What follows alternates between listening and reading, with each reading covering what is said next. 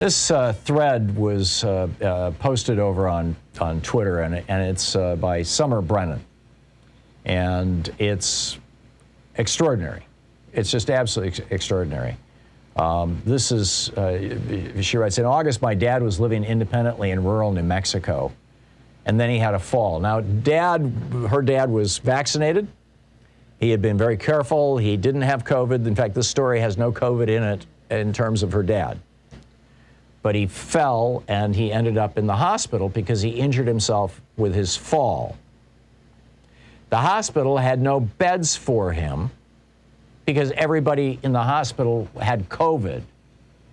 And so her dad ended up sleeping on the floor where he caught pneumonia. Not COVID, just good old-fashioned pneumonia. He laid on the floor for 6 hours without anybody noticing. And when they did finally notice, he had already turned blue and his blood oxygen was down to 50% from the pneumonia. So they had to intubate him.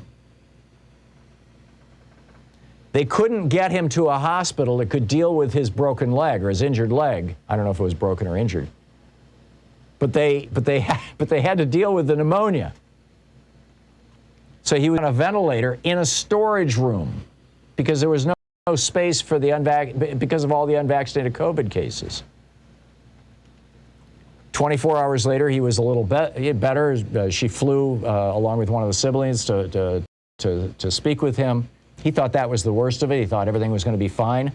Then the hospital decided, they can't, there was no pulmonologist, there was no cardiologist. They needed to intubate him, but they couldn't. Under normal circumstances, they would have just sent him to a hospital, or a larger hospital that could have dealt with this. There were several close by. It would have been routine, she writes. But due to COVID, it was impossible. And then they had to, cut his throat, do a tracheotomy for him. I mean, it's like they were calling hospitals all over New Mexico, Colorado, Arizona, Texas, Utah, California, no beds. Nobody could take care of Dad. 3 days later, they had to intubate my dad for the third time. They said doing this could result in permanent disability. They gave her the option of making him comfortable. We all know what that means.